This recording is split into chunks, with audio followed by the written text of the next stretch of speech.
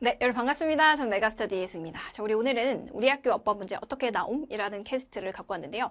여러분들 이제 고등어법 내신이 어떻게 출제되는지 좀 궁금하실 것 같아서 제가 여러 학교의 유형을 좀 대표적인 유형을 좀 갖고 와봤어요. 그거 여러분들 이 캐스트 통해서 한번 확인해 보시면 좋을 것 같고요. 여러분들이 대비하시는 데 좀 도움이 될 거라 한번 보시면 되겠습니다. 자, 일단 들어가기 앞서서요. 우리 이제 어법이 크게 파트가 이 정도로 일단 나눠집니다. 물론 이제 문제집이나 뭐 강의마다 좀 구성은 조금씩은 다를 수 있겠습니다만은 크게 이제 수능어법이라고 하면 또 내신어법이라고 하면 고등어법 요 정도 카테고리가 일단 될 것 같고요. 자, 여기서 이제 세부 내용은 요 정도까지 좀 더 갈래가 나눠질 수는 있을 것 같아요. 우리가 이제 내신어법을 말씀드리기 전에 수능어법은 요 정도의 파트가 주로 들어갑니다. 그러니까 이 안에서도 나오는 애들이 어느 정도 정해져 있다. 들어는 보셨죠? 29번, 1번에서 5번 선지에 해당되는 그 내용이 주로 이제 이 정도입니다. 이제 동사 2에서는 수일치. 실제로 25년의 수능 29번 어법의 정답은 수일치 문제였고요. 그 다음에 준동사. 이제 동사에 주는 준동사 많이 나오고, 접속사의 이제 관계사. 그 다음에 대명사, 형용사, 부사. 요 정도 카테고리로 나온다. 여러분 다 들어보셨을 것 같은데, 실제로 이제 25년 기출이 이렇게 나왔죠? 여러분들 풀어보신 학생들은 아시겠지만 우리 2번이 정답이었습니다. 노우스가 정답이었는데 동사가 정답이었죠?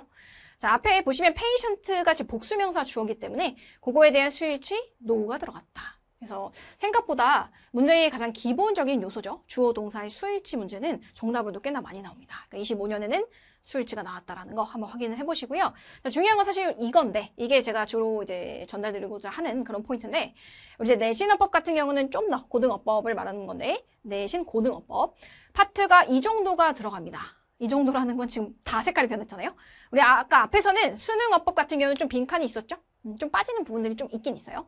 내신어법은 좀 더 당연히 넓겠죠. 좀 더 이제 지엽적인 부분이 다 들어가긴 해요. 다만 막 중학교 때 배웠던 것처럼 뭐 목적어 자리에 뭐 투부정사 쓰냐, 동명사 쓰냐 이런 건 안 나온다 그랬죠. 그건 아니지만 어쨌든 파트상으로 봤을 때는 수능 어법에 출제되는 부분보다는 좀 더 많다라는 걸 우리가 당연히 알 수 있죠. 그걸 일단 생각을 해보시고요. 자, 실제로 그럼 내신 어법이 어떤 식으로 유형이 나오냐, 그리고 비중이 얼마가 되냐를 우리가 먼저 확인을 해보면 좋을 것 같아요. 일단 유형 자체는 객관식, 뭐 서술형, 주관식 전부 다 섞어서 나와요. 유형 불문하고 선생님들이 굉장히 좋아하시는 게 사실 어법 유형입니다. 그 이유는 뭐냐면 여기도 써있겠지만 이 어법 유형이라는 것 자체가 그 내용 확인 문제에 비해서는 여러분들이 풀기 어려워하시잖아요. 고난도 유형이기도 해요. 말 그대로 법이니까.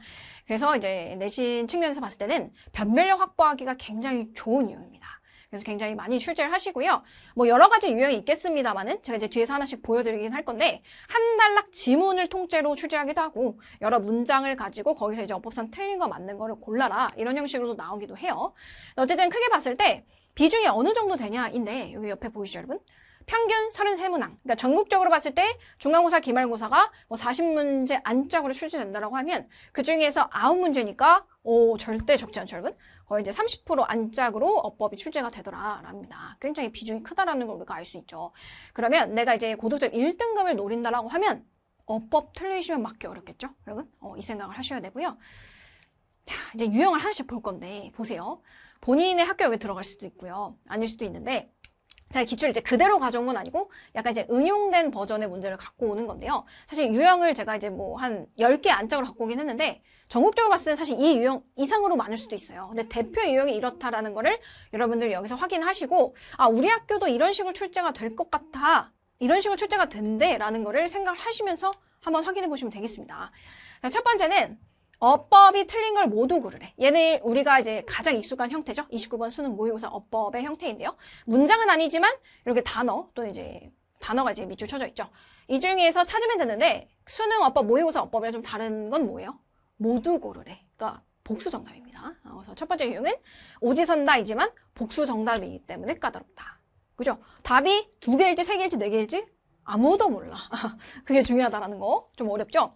자, 두 번째 유형은 지문이 주어지고 지문에 1, 2, 3, 4, 5번이 선지가 들어가 있는 건 아닌데 애초에 주어진 것 자체가 여러 문장입니다. 그래서 이 문장 중에서 어법상 틀린 문장을 다 골라. 개수가 몇 개냐? 이런 걸 찾아보는 그런 유형도 있다라는 거. 그래서 여러 문장을 제시한 그런 케이스라고 보시면 되고요. 자, 세 번째는 자, 잘 보세요, 여러분. 어법상 틀린 게 아니야. 옳은 걸 찾으래. 그럼 결론적으로는 1, 2, 3, 4, 5번에 심지어 단어도 아니고 전체 문장인데 이 문장에서 틀린 거를 다 캐치할 수 있어야지만 이 문제의 정답을 맞을 수 있다는 거예요. 그러니까 복수 정답은 아니지만 결국에는 옳은 것을 골라야 하기 때문에 전부 다 꼼꼼하게 확인하셔야지 풀 수 있다. 굉장히 난이도 있는 문제라고 할 수 있어요. 다만 여러분들이 이 질문이 시험 범위에 주어졌다라고 하면 당연히 우리가 그냥 모르는 상태에서 푸는 것보다는 쉽겠지만 절대 쉬운 유형은 아니다라는 거. 세 번째 유형은 오지선다이지만 문장 그리고 옳은 것 찾기 이런 유형도 있다라는 거고요. 자, 근데 이제 네 번째는 여러분 이제 보세요. 틀린 부분을 쓰고 바르게 고치래. 이제 주관식 서술형의 영역까지 확장된다라는 걸 알 수 있죠. 자, 보세요. 이 중에서 골라서 주관식으로 고치기까지 해야 된다. 자, 주관식 여러분 비중 큰 거 아시죠? 그러니까 내가 1등급 맞고 싶으면 이런 유형까지 다 잡아야 된다. 어법도 싫은데 이거 심지어 고쳐야 돼. 머리가 아픕니다. 그죠? 어렵고요. 자, 그 다음에 요거는 이제 전형적으로 여러분들 서술형 주관식에서 이제 볼 수 있는 케이스죠. 영작 같은 걸 하는데 플러스로 여기에 뭐가 들어가냐면 어형 변화 가능 이렇게 주어질 수가 있어요. 그러면 이 단어 중에서 어법상 여러분들이 맞게끔 고쳐야 되는 영역까지 들어가는 거지. 그러니까 배열도 하되 문장의 구조를 배열도 하되 거기서 필요한 부분은 우리가 어법상 변형도 할 수 있어야겠다. 그러니까 좀 어려운 유형이죠. 이런 것들은 서술형인데 어형 변화가 들어간 그런 케이스라고 보시면 되겠습니다. 쉽지 않겠죠, 여러분? 느끼셨겠지만 어법 문제가 객관식으로도 어려운데 주관식 서술형으로 나온다라면 굉장히 어렵습니다.